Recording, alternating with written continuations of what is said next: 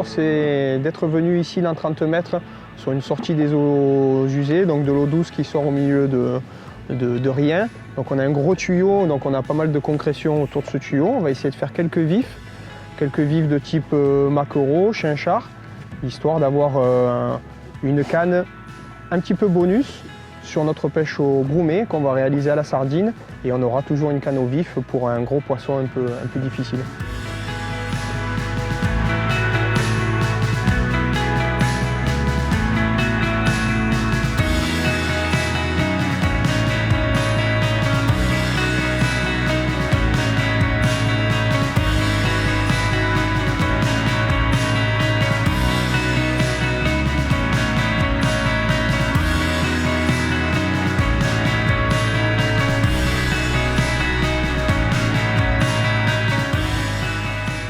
On a fait 15 000 nautiques, on est vraiment rentré dans les eaux des fleuves.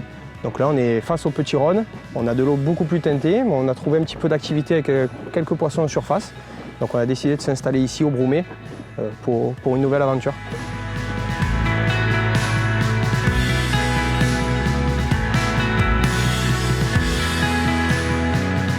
Donc là je viens de charger le broyeur de sardines, qui est un broyeur que je règle avec une temporisation.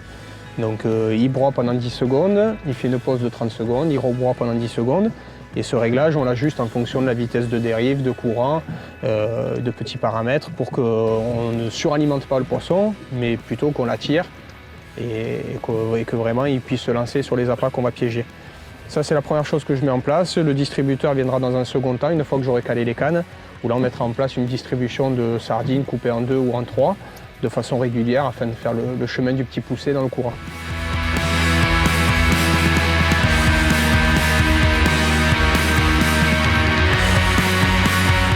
Donc aujourd'hui, Jean-Louis nous a apporté 2 cannes en trolling, donc en moulinet tambour, équipées comme ça, de la canne très robuste avec une grosse capacité de fil. Je suis plutôt un adepte du spinning, mais sur des ensembles légers comme ça, on est vraiment sur des ensembles très cohérents sur les poissons qu'on a ici, avec des poissons qui commencent à 30 kg et qui peuvent monter à 100 kg. Donc on pourrait prendre vraiment du plaisir comme ça sur des ensembles en 30 livres.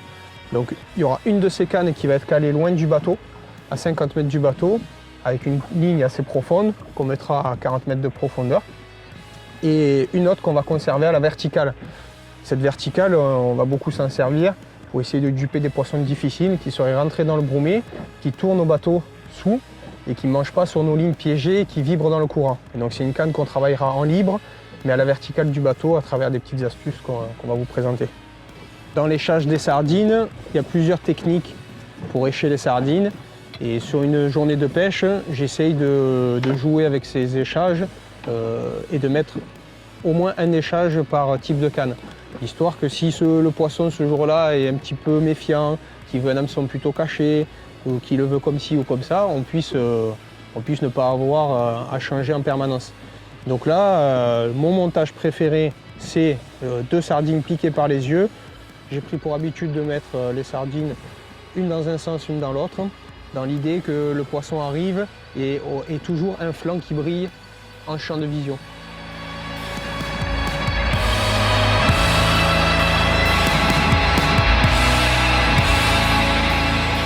Donc là, je vais laisser descendre la sardine tranquillement dans le courant. Et à 7 mètres à peu près de la sardine, histoire d'être un petit peu discret, je vais venir accrocher mon plomb qui va lester ma ligne. Voilà, donc on met un plomb sur élastique pour la simple et bonne raison qu'on a besoin que le plomb soit largable en cas de départ violent. Si on devait laisser le plomb fixe sur la ligne, malheureusement ça émettrait une trop grosse résistance sur la ligne et on pourrait sectionner la ligne lors du départ. Si le poisson part très vite, vitesse de pointe quasiment 80 km/h pour le thon, un plomb de 200 grammes accroché sur une ligne à 80 km/h, ça sectionnerait la ligne. Donc là on voit la ligne descendre au sondeur. Donc je surveille pour atteindre la bonne profondeur. Et des fois, on a des poissons curieux qui, dès la descente, viennent voir qu'est-ce qui est en train de descendre. Ici, j'accroche ce flotteur qui permet de ne pas avoir de ballon qui pollue en cas de départ et un ballon qui se larguerait. et qu'on n'aurait pas la possibilité de rattraper tout de suite en mer. Là au moins on a notre flotteur, il est mis sur une pince déclencheuse, il est accroché à la ligne par une agrafe. En cas de départ, le poisson va tirer sur le flotteur, il tire sur le flotteur, la pince déclencheuse déclenche et le flotteur coulisse. Une fois que la ligne se rapproche de la verticale, le ligneur n'a plus qu'à ouvrir et à récupérer son flotteur.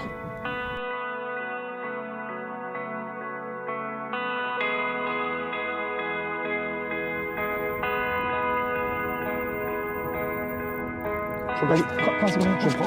Attends, laisse-le partir encore.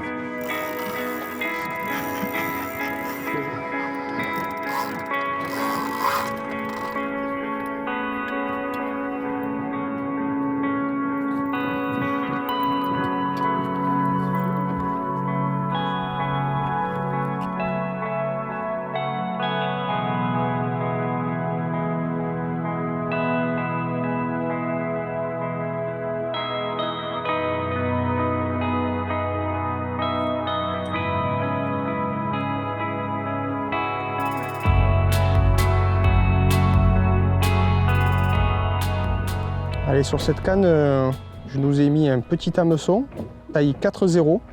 C'est le plus petit hameçon que je pense que raisonnablement on peut mettre sur ce genre de poisson de 30 à 60 kg. Ça va quand même bien se piquer comme mission de mâchoire et ça aura une hampe assez grande pour travailler correctement. 80 livres en fluorocarbone, histoire d'être discret et d'avoir une belle résistance sur un poisson costaud. Et un hameçon avec un anneau soudé devant. Ça va faire encore plus de liberté et de mouvement sur la sardine qui va être calée dans le courant. Donc ça va avoir un effet naturel que si c'est un nœud fixe, la sardine elle est un peu bridée dans le courant. Donc sur des poissons un petit peu difficiles, d'avoir une sardine qui oscille, qui bouge et qui est vraiment libre, ça va lui éviter de faire un refus net.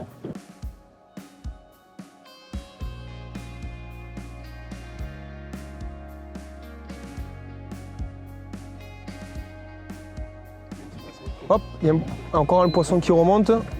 Et il redescend. Poisson très actif dans le brumé là. Ouais, à mon avis, c'est celle-là. Là, je remonte la canne libre. On a un poisson qui est très actif, qui monte, qui descend. Donc on va lui relâcher la libre directement sur lui. Parce que des fois, le fait qu'elle soit traînée par le bateau, c'est pas très pêchant. Donc là, on va la lâcher en libre comme si c'était une sardine qui est tombée du broyeur ou du distributeur. Ça peut faire la différence. Lâché à la dégustation. Hop, il y a un requin. Oh putain, c'est un requin. C'est le requin, c'est le requin, c'est le requin. C'est un bleu, ça. Ouais, c'est un petit bleu. Il était dessus.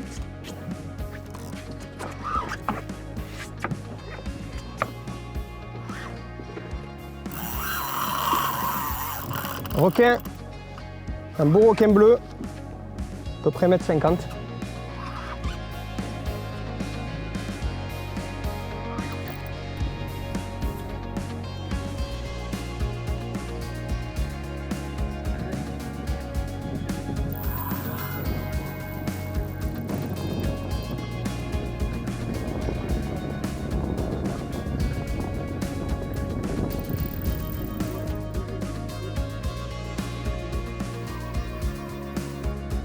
Bon, ouais. Garde bien loin. Ouais.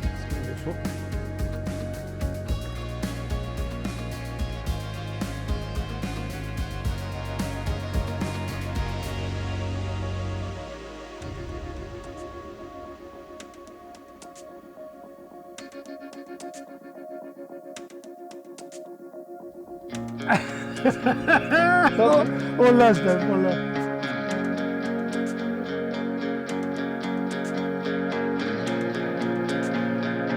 On leur dira qu'ils partent après la digestion.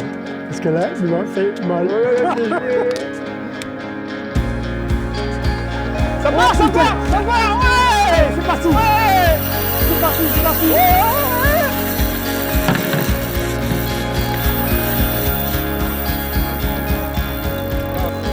Et bien voilà, un départ de thon. On était en train de manger tranquillement et la canne libre.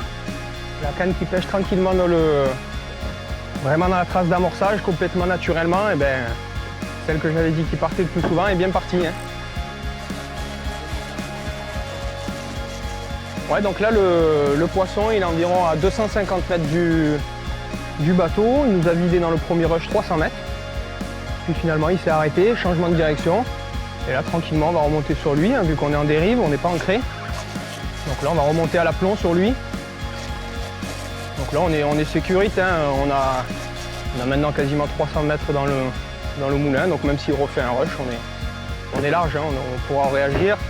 En plus Jean-Louis a remonté les cannes derrière, donc s'il faut partir d'un coup de moteur vers le poisson, on pourra le faire sans problème.